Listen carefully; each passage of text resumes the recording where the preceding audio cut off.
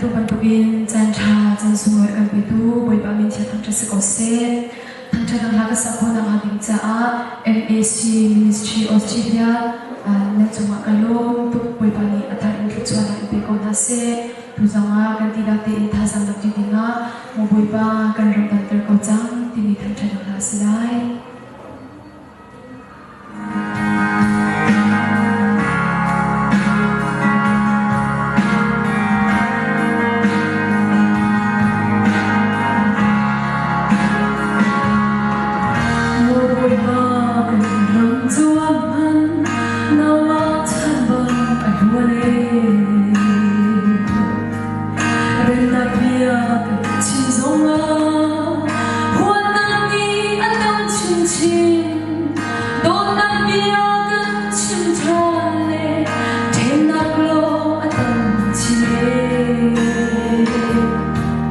subscribe cho kênh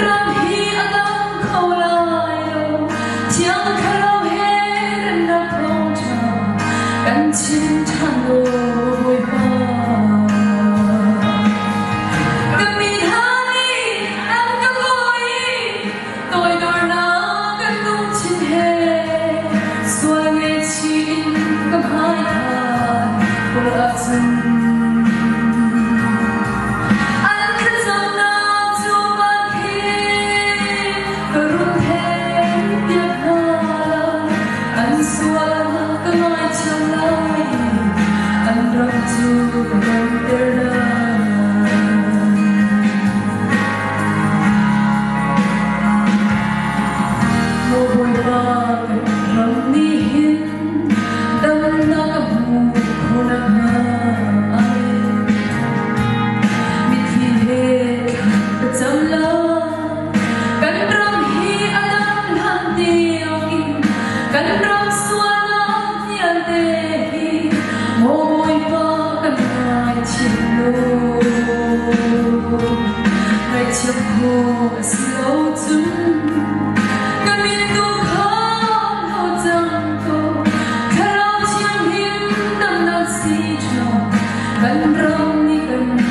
Gõ để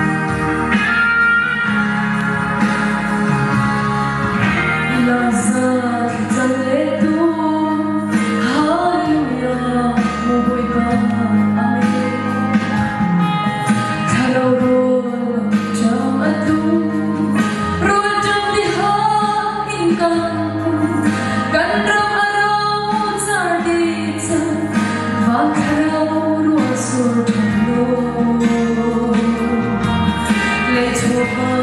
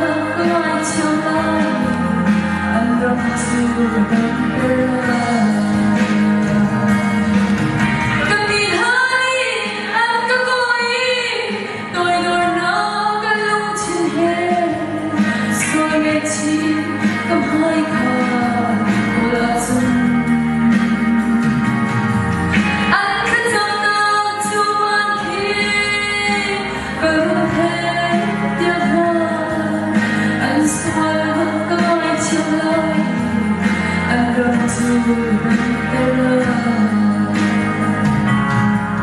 anh xóa nó có nói chiều nói anh răng chu đâm tê